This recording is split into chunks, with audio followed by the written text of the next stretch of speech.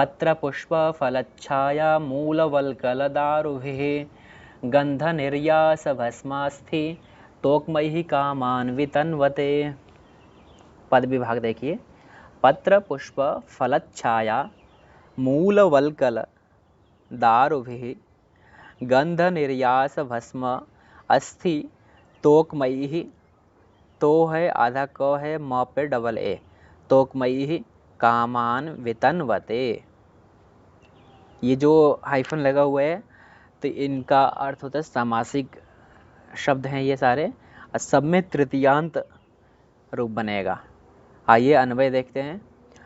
वृक्षाः पत्र पुष्प फलच्छाया मूलवल्कल दारुभिः गंध निर्यास भस्म अस्थि तोकमयि च अस्माकं सर्वान् कामान् वितन्वते। यह अन्वय आप लोग जरूर लिख लेना, क्योंकि अन्वय के आधार पर ही आपको ज़्यादा समझ में आएगा। अब देखते हैं इसका अर्थ। वृक्षाः पत्र पुष्प फलच्छाया मूलवल्कल दारुभिः, ये जो अन्वय है उसमें देखो आप लोग, वितन्वते अंतिम में देखोगे तो वितन्वते क्रियापद है और इसका अर्थ है पूरयति। वैसे तो अर्थ होता है इसको फैलाता है, प्रसारयन्ति, लेकिन इसका अर्थ करेंगे तो पूरयन्ति। वृक्ष जो है पत्तों के माध्यम से, पुष्पों के माध्यम से, फलों के माध्यम से, छाया के माध्यम से, मूल मतलब होता है जड़, जड़ों के माध्यम से अलग अलग वृक्षों के जड़ों को औषधियों के रूप में प्रयोग करते हैं। वल्कल मतलब होता है बार्क, जो बाहर का जो उसका छिलका होता है उसको बोलते हैं। दारू भी मतलब लकड़ी। तो वृक्ष पत्तों के माध्यम से अस्माकं सर्वान् कामान वितन्वते यानी पूरयन्ति। वृक्ष पत्तों के माध्यम से हमारी सभी कामनाओं को, इच्छाओं को पूरा करते हैं। पुष्पों के माध्यम से हमारी इच्छाओं को पूरा करते हैं। फलों के माध्यम से, सबके साथ में तृतीयांत रूप से जोड़ते जाएंगे तो अर्थ निकलता जाएगा। फिर और भी दे रहे हैं शब्द कुछ। गंध निर्यास, गंध का अर्थ होता है अलग अलग खुशबू, जहाँ से हम गुजरते हैं कई सारे वृक्ष होते हैं जहाँ से सुगंधित खुशबू निकलती है। निर्यास का अर्थ होता है रस। आप आम के वृक्ष को काटोगे तो वहाँ से कुछ गम टाइप से निकलता है जिससे हम चिपकाते हैं, तो गंध देते हैं हमें। निर्यास यानी रस भी देते हैं। निर्यास का पर्यायवाची लिख लो आप लोग रस, गम जिसको इंग्लिश में बोलेंगे आप। भस्म है, जब लकड़ियाँ जल जाती हैं तो वो एक राख का रूप ले लेती हैं, तो भस्म के रूप से यानी भस्म से हमारी कामनाओं को पूरा करते हैं। लोग बर्तन मांजने के लिए यूज करते हैं, अलग अलग कार्यों में उसका प्रयोग करते हैं भस्म का। और अस्थि, जब लकड़ियां हैं वृक्षों में, अलग अलग जो ब्रांचेज होते हैं उन ब्रांचेज को हम लकड़ी के एक प्रकार से हड्डी के रूप में मान रहे हैं। अस्थि मतलब लकड़ी, तो उन लकड़ियों के माध्यम से हमारी सभी इच्छाओं को पूरा करते हैं। तोकमयी, तोकमयी का अर्थ होता है उसका खाल विद बार्क, तो बार्क के माध्यम से भी क्या करते हैं, हमारे अलग अलग जगहों पे अलग अलग तरीके से लोग यूज करते हैं। इस प्रकार से इस का अर्थ आपको समझ में आ गया होगा। अब अर्थ प्रश्न देखो कि वितन्वते यानी वृक्षाः वितन्वते, कौन फैलाते हैं? वृक्ष फैलाते हैं। वृक्ष हमारी कामनाओं को पूरा करते हैं। वृक्षाः कान वितन्वते, किसको पूरा करते हैं, किसको फैलाते हैं? तो कामान, कामान मतलब इच्छान। वृक्षाः कैः कामान वितन्वते, वृक्ष किसके माध्यम से हमारी इच्छाओं को पूरा करते हैं? तो वृक्षाः पत्र पुष्प फलच्छाया मूलवल्कल दारुभिः कामान वितन्वते। और इसके अलावा भी यदि लिखना चाहते हैं तो लिखा है नीचे प्रश्न, इतोपि कई कामान वितन्वते, इसके अतिरिक्त भी किसके द्वारा हमारी कामनाओं को पूरा करते हैं? तो गंध निर्यास भस्म अस्थि तोकमयि च अस्माकं सर्वान् कामान वितन्वते। गंध मतलब सुगंधित खुशबू, निर्यास मतलब रस यानी गम जो होता है चिपकाने वाला।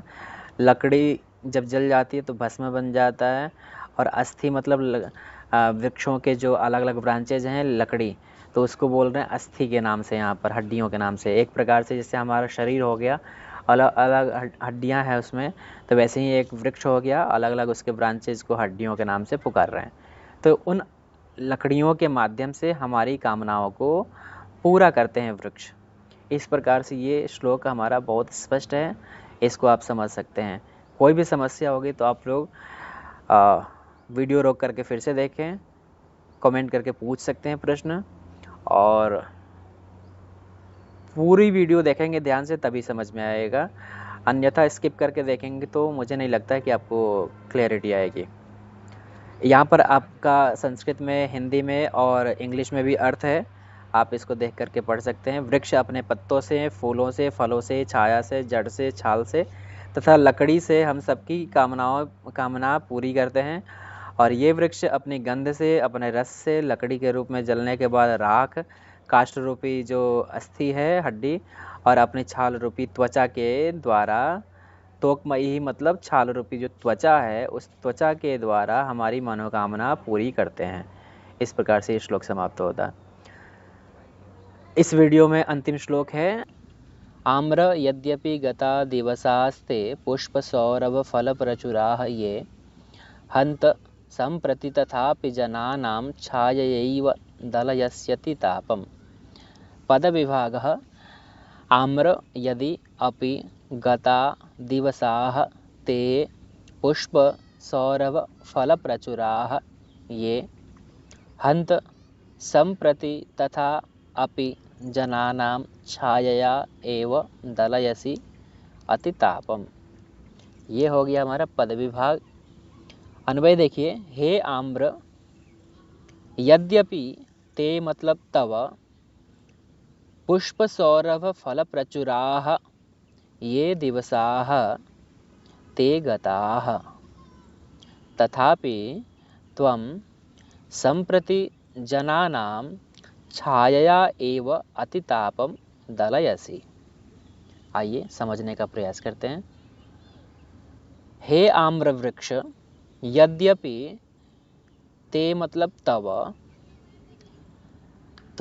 हे आम के वृक्ष, यद्यपि तुम्हारे पुष्पों से युक्त, सुगंधों से युक्त, फलों से युक्त, प्रचुर मतलब अधिकता, वे समय, ये दिवसाह जो दिन थे, कैसे दिन थे? पुष्पों से युक्त, सुगंधों से युक्त, फलों से युक्त जो तुम्हारे दिन थे, यद्यपि वे दिन चले गए, व्यतीत हो गए, फिर भी, तथापि, ओह, फिर भी, हंत मतलब ओह, कई लोग अच्छा करते जाते हैं अच्छे पे अच्छे, तो बोलते हैं ओह तुम कितने उदार स्वभाव के हो। तो वैसे यहाँ पर हंत हर्षबोधक अव्यय पद है, ओह, तथापि फिर भी, संप्रति अभी, जनानाम छाया एव लोगों के जो अतिताप है, कष्ट है, उसको दलयसी मतलब दूरी करोशी, दूर कर रहे हो। किसके द्वारा? छाया एव, छाया के द्वारा। लता शब्द से तृतीया में बनाएंगे लतया, छाया से छायया। तो बहुत स्पष्ट है अर्थ कि हे आम के वृक्ष, यद्यपि तुम्हारे वे दिन चले गए जो कैसे थे? पुष्पों से युक्त, सौरभ मतलब सुगंध से युक्त, फलों से जो युक्त थे दिन, वे दिन चले गए, फिर भी तुम क्या कर रहे हो? अभी भी छाया के द्वारा लोगों के कष्टों को दूर कर रहे हो। दलयसी दूरी करोशी, नाशयसी। आइए प्रश्न देखते हैं, इस पर कुछ बन सकते हैं। किम दलयसी, क्या नष्ट करते हो, क्या दूर करते हो? अतितापम दलयसी। अच्छा, कया अतितापम दलयसी, किसके द्वारा अतिताप को, कष्ट को दूर करते हो? तो छायया, छाया के द्वारा। अच्छा, केशाम अतितापम दलयसी, किनके अतितापों को दूर करते हो? तो उत्तर हो जाएगा जनानाम अतितापम दलयसी। इस प्रकार से ये बहुत ही स्पष्ट अर्थ है इसमें। आइए श्लोक का यहाँ पर हिंदी में भावार्थ है, संस्कृत में भी है और इंग्लिश में भी है। आपको अन्वय लिखने के लिए आएगा तब भी कर सकते हैं, भावार्थ आएगा तब भी कर सकते हैं, जब श्लोक अच्छे से पढ़े रहेंगे, समझे रहेंगे। हे आम्र, यद्यपि ते दिवसाः अतीताः, अतीताः मतलब व्यतीताः, बीत गए, चले गए, येषु दिवसेषु, जिन दिनों में, त्वयि तुम्हारे ऊपर, पुष्पाणि सुगंध फलानि च प्रचुर मात्रया भवन्ति स्म, जिन दिनों में तुम्हारे पास, तुम्हारे ऊपर क्या होते थे? पुष्प होते थे। सुगंध यानी आम के वृक्ष में जब मंजरी लगती है तो बहुत सुगंधित महकती है। फलानि, जब फल होते थे प्रचुर मात्रा में, अधिक मात्रा में। तथापि त्वम अधुना जनानां छाया द्वारा एव तीक्ष्णम तापम दूरी करोषि। तीक्ष्ण ताप मतलब बहुत ज़्यादा गर्मी जब हो तब छाया के लिए लोग पहुंचते हैं और तुम छाया दे करके उनके कष्ट को, ताप को दूर करते हो। इस प्रकार से यह भी श्लोक समाप्त होता है। बाकी श्लोकों को समझने के लिए अगली वीडियो देखिए। तब तक के लिए धन्यवाद। यदि वीडियो अच्छी लगे तो लाइक करें, कमेंट करें। कोई भी प्रश्न है तो कमेंट के माध्यम से पूछ सकते हैं, जवाब देने का, उत्तर देने का प्रयास किया जाएगा। शेयर करें और अभ्यास करते रहें। वीडियो को रोक रोक करके, बार बार देख देख करके अभ्यास करेंगे। स्किप करके देखते हैं तो कोई गारंटी नहीं है कि आपको स्पष्टता आएगी आपके अंदर। अस्तु, नमो नमः, पुनः मिलामः।